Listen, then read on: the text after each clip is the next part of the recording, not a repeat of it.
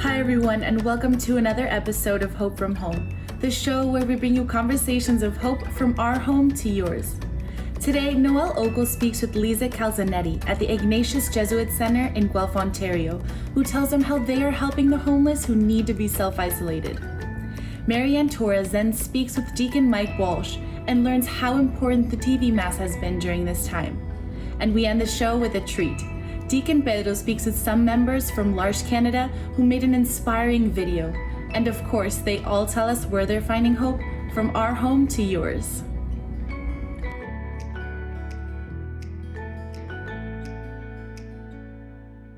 Hi, Lisa. Thanks so much for joining us for this episode of Hope from Home.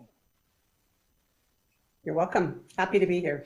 Okay. As the Director of Operations for the Ignatius Jesuit Center in Guelph, you're spearheading a very interesting initiative for the homeless during this COVID-19 quarantine period. Can you tell us a little bit about the program and how this idea all came to be? Sure, I'd be happy to. So we have a 48-room retreat house, and thanks to the pandemic, we've been closed since March 13th. A friend of mine runs the local drop-in center here that originally was founded by Sister Christine. And she came to us and said, what do you think about us moving in? We have no place to put the homeless who need to quarantine and be self-isolated. They can't do that on the street, and of course they don't have homes. So immediately I said yes, without any hesitation. And we went from there as to what that would look like. Okay. Has there been any challenges at all in getting this off the ground? There must have been some logistical problems. I wouldn't call them problems. We're very good at change here at Ignatius Jesuit Center, and we just adapted to the infrastructure that we needed to put into place. And for us, one of the most important things was to ensure that our staff who are working, especially in the admin end and the retreat side of the building, were protected. So we've pretty much cordoned off the accommodation wing to make it safe for the clients that are coming and for the staff that are here.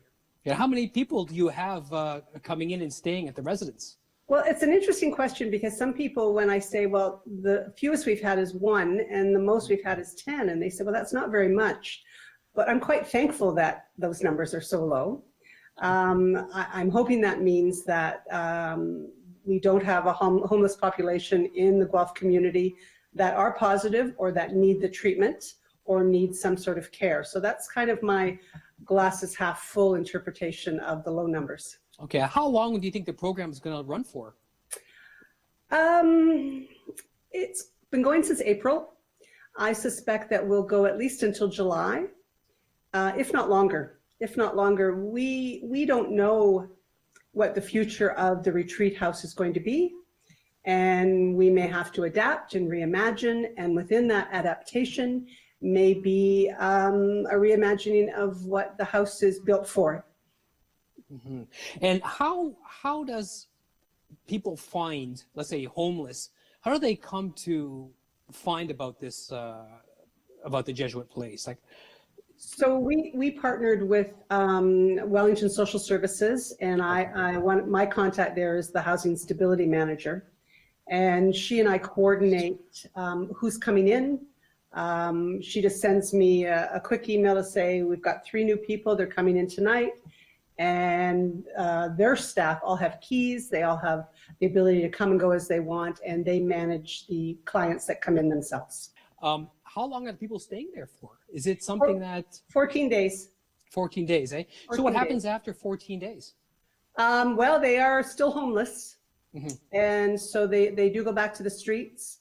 But right now, I don't know if you know much about what's happening in the local community in Guelph, but we have the community social services end of the county has leased areas of hotels. Mm-hmm. And so a lot of them, so they're not out in the elements, are in hotels right now, but that's a real stopgap measure, and they are looking for permanent residents.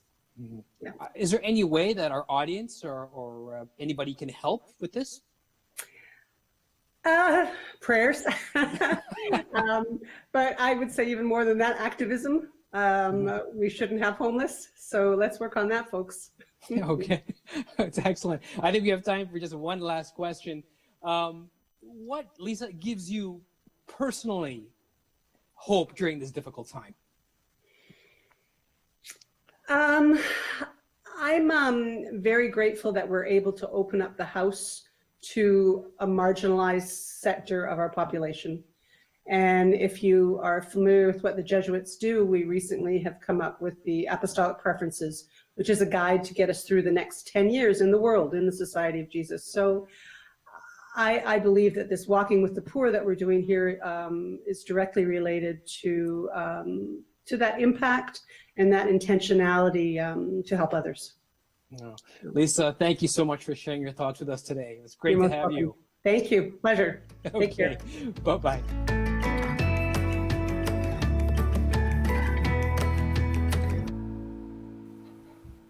I'm here with Deacon Michael Walsh. He is the Executive Director of the National Catholic Broadcasting Council, which produces the daily TV Mass in Canada, as I'm sure many of our viewers have probably seen and enjoyed at some point.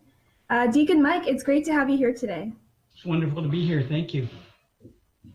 And so I wanted to start off by asking, what have the ratings and viewership been like for the daily TV Mass since the churches closed in March, just in terms of then versus now? Well, one of the things that's interesting is trying to figure out the TV numbers, as I'm sure you're more than aware of, is a little bit more difficult than it is on the internet. So I thought I would tell you a little bit about our YouTube channel. And I think our TV numbers, I've talked to a number of our broadcast partners, are kind of in the same growth rate. But just before the lockdown hit, we were broadcasting the daily TV Mass, and we were having about 35,000 people view the Mass every day from around the world.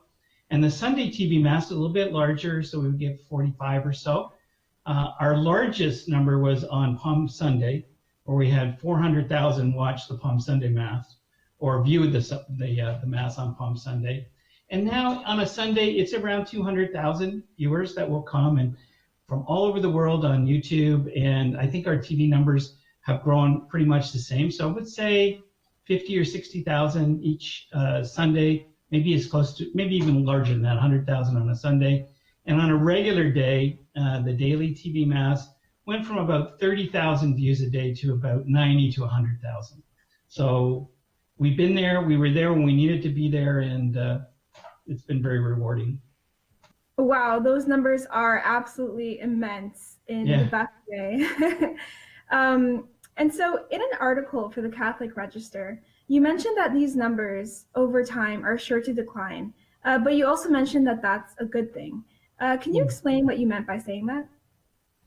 Well, you know, when you look at what the daily TV Mass is really there for, I go back to a quote that I read a while, just as Pope Francis was starting his pontificate. You might remember he had a famous quote of calling the church a field hospital, that it needed to be there in times of need. And that's the way I look at our ministry, that we are like a field hospital, but still the place where people should go and for Sunday Mass and to be part of the community is in their parishes. So when these lockdowns are lifted, that when the communities open back up, that's where people go to celebrate Mass on a daily when they can, and each Sunday. We're here really when people can't get to their parish. And that's what happened in March. They just couldn't get to their parish anymore. And we became part of the extended community. We allowed people to stay connected to the Mass, to the faith. And that's why I think the numbers should go down. It's a good thing, because that means people are reconnecting with their parish communities where they need to be to celebrate Mass with their community. So we're there for those who can't get to a parish on a Sunday or any day of the week, but we're hopeful that when the parishes open up again, that they're as they're able to fill to capacity, they will fill, and we'll be there when people need us. Absolutely. Yeah, that makes a lot of sense. And I think that's a great perspective on the numbers too. And so things, as you mentioned, or as are known now, are starting to reopen slowly, including churches. Actually, this weekend was a big weekend for that in Toronto. Mm-hmm. How do you think that viewership will respond to this new in-between phase? Well, again, I think this is the start, right? So as people kind of adjust, I was on a couple of conference calls with my own parish and archdiocese. This first phase is going to be difficult because even though people think it's going to be 30%, it's actually a lot less than 30% when you do the social distancing rules. So it'll still be constrained for the next little while until we're very comfortable that everybody will be safe coming back to Mass in the parish. So I think we'll still be here and we'll still be able to offer, I think, a really spiritual, sacred experience. It's not the same as going to Mass at your church, but we're here. And then I think as people start going back, a lot of people will still stay connected with us. You know, they may go to Mass in the morning. We have a lot of this actually in the daily TV Mass community. They'll watch our Mass and then they'll go to Mass at their parish as well because they like the priest, they like the homilies. They've just become part of the daily TV Mass community. And if they're able, they still love going to be part of their community in their parishes. So I think it'll be interesting to see. I don't think think the numbers will still be larger than they were before. And now it's worldwide. So we go right around the world with it. And our audience on Salt and Light has been growing. Thanks to you guys who put the Mass on 4 times a day, twice on Sundays. It's been a tremendous partnership that way. So I think it'll be a gradual change as we all get used to this new reality. Absolutely. And I had no idea about that trend of people watching it on TV and also going in person. So that's wonderful too. In the article, in the Catholic Register, you also mentioned some great news about sponsorship and donations that have arisen in light of the pandemic. Mm-hmm. Can you share some more information about that? Well, the Daily TV Mass is a ministry that is completely made possible by the viewers, right? We're not, we don't get money from the church or, you know, it's all supported 100% by our viewers. And some people sponsor a Mass. So you'll see that at the beginning of Mass, you know, that the Mass was made possible by either 1 or 3 donors who sponsored the Mass. And then there are a growing number of monthly donors who have adopted us as one of their charitable organizations that they support. And then people who just can give $5 here or whatever's possible. And that's what keeps us going. And we've seen a dramatic and heartfelt growth in terms of our sponsorships. We're pretty much booked through to the end of the year, if you can believe it, the end of 2020. A few Masses that aren't sponsored, but not many. And the sponsorships from not only Canada, but not sponsorships, but donors from not only Canada, but around the world have grown. And we're very blessed to be able to have that as part of this outreach ministry, which means we can even reach more people. Wow, that's so beautiful. May that continue for a long time. Yeah, and Deacon Mike, I have to say thank you so much for being here today. It's been a pleasure to talk to you and learn more about the Daily TV Mass and just to hear what you have to say. Well, God bless and thank you.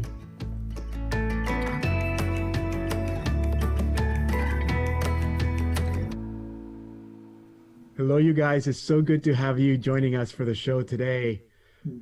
I guess I should quickly introduce. So we have Brock. Can you wave, Brock? Sure, I can wave back from the background. And Krista in Saskatoon. Wyndham, can you wave? You're in Saskatoon as well. And Michael's joining us from Montreal. And you guys are all part of the L'Arche community. Wyndham, let me ask you first, because you're the director of L'Arche Saskatoon. How has the last 3 months been? What kind of adjustments have you had to make? Oh, well, you know, same roller coaster everyone else is on. So there was the initial rush of just big changes, keeping everyone safe. You know, people are used to going out into the wider community, so we had to kind of shrink and stay huddled and safe. And now we're slowly looking at how can we open things up a bit. So with our day program, we're slowly bringing people back and just doing it, you know, in a slow way to make sure everyone's safe. Yeah. Now, Krista, we see that you're wearing a mask and Brock is there with you.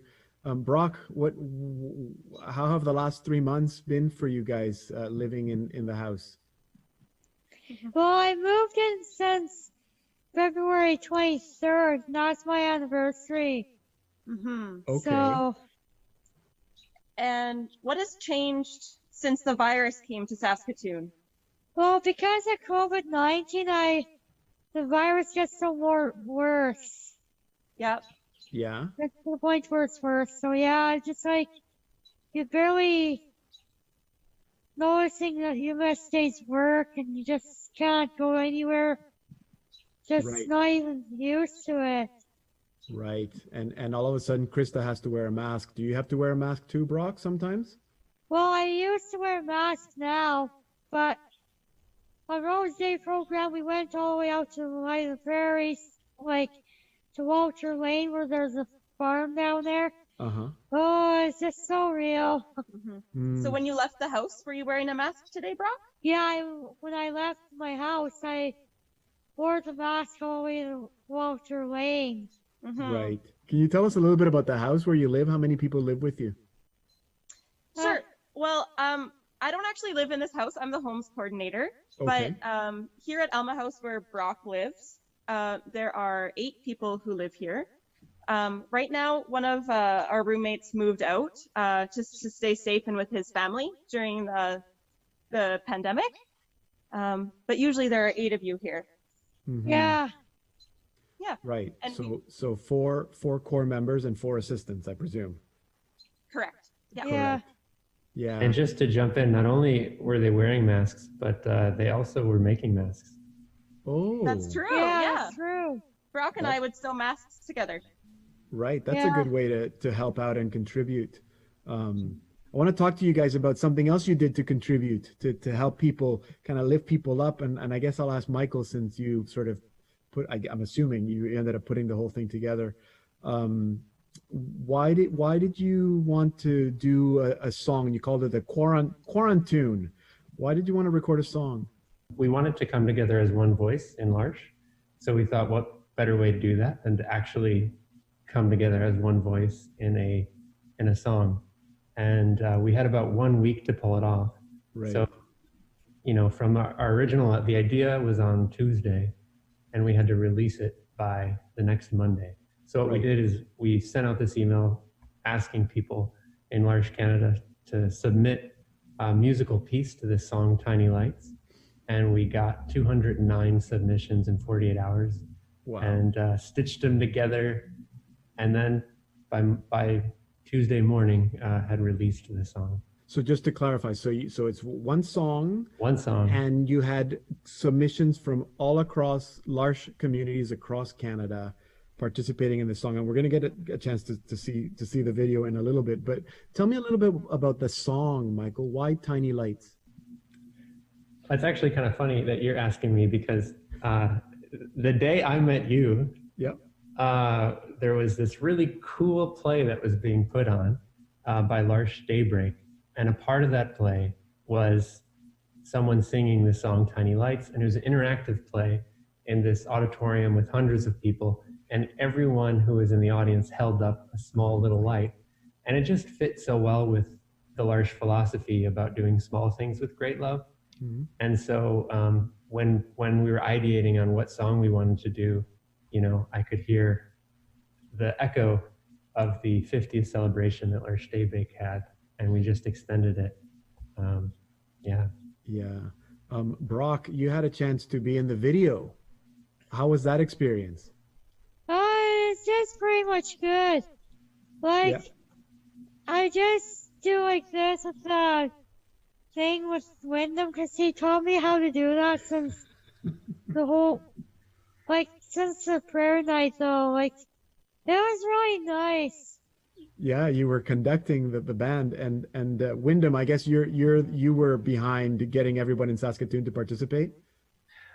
Yeah, 2 very wild and crazy and wonderful days, and we sent in some submissions, and then I guess Michael was pulling it together, and get a text once in a while. Actually, that's why Brock was there. Michael said, "Hey, we could really use a conductor."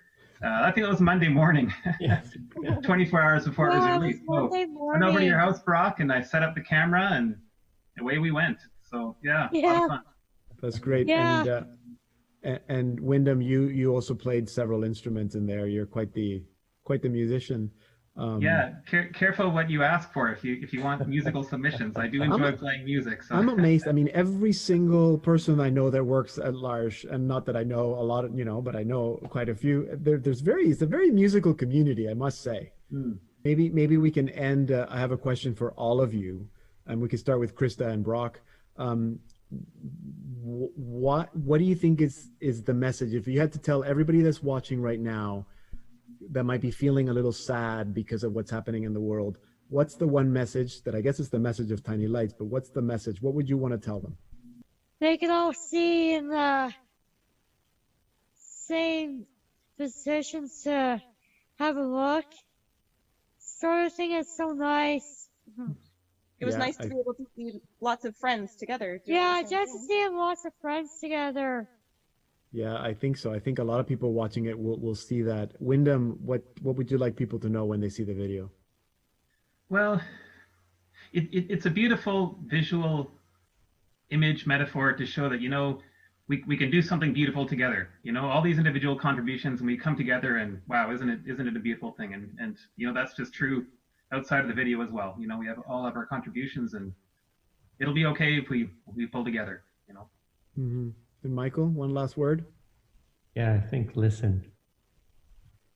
Wow. I was going to say introduce the song, but there isn't a better introduction than just listen. And we don't only listen with our ears, we listen with our eyes as well. Thank you, all of you, for joining us today, all the way from Saskatoon, Wyndham and Brock and Krista and Michael from Montreal. Thank you for putting this on together, and thank you for the work that you do at L'Arche. Tiny Lights, making little changes, little acts that are actually making a huge impact in the world, and we see that. So thank you so much. You're welcome. Okay, so then let's take a look at the video. Here is Tiny Lights, a little video put together by all the L'Arche communities of Canada.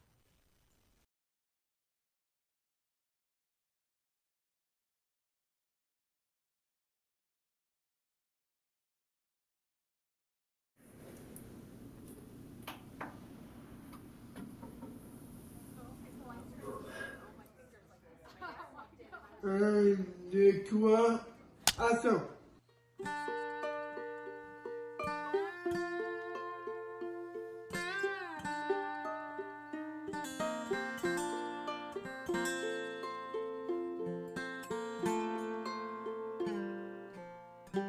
Take a chance when we can. We take a break from having a plan. We are bold, invite surprise, and feel our spirits rise. We are tiny lights, sparkle and glow in a world much bigger than we've ever known. Nous sommes des lumières qui brillent si fort dans un monde où nous espérons le meilleur. Celebrate, love and play. Take a minute every day. Chase the shadows far away, finding color in the gray. We are tiny lights, sparkle and glow. Dans un monde bien plus grand que nous le croyons, nous sommes tiny lights, shining so bright in a world we know is gonna be alright. If you try, and I try, we try, we can light each tiny light.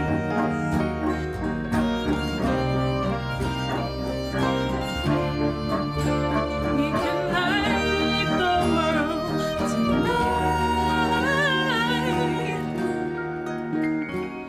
We are tiny lights, sparkle and glow in a world much bigger than we've ever known.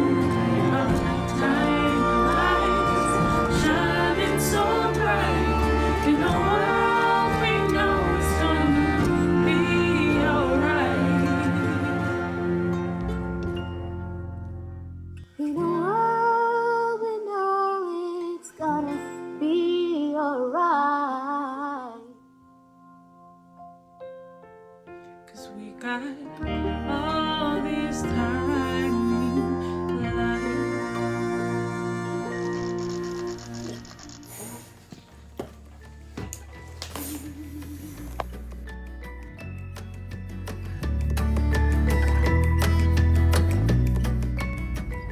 And that's all for today. What a great video. I'm amazed at how people have come up with creative ways to help each other. And we think that self-isolating at home is hard. But what if you don't have a home? What a great thing the Jesuits in Guelph are doing. And we know the TV Mass is important. It's actually the most popular program on Salt and Light TV. And did you like the Tiny Lights cover video from L'Arche Canada? What other inspiring videos have you watched during this time? Share your comments with us by following Salt and Light Media on all of our social media platforms and commenting with the hashtag #HopeFromHome. If you miss any part of the program and you'd like to watch it again, you can always visit our website, saltandlighttv.org/hopefromhome. We hope that these stories inspire you to stay positive and remind you that we're all so connected through hope.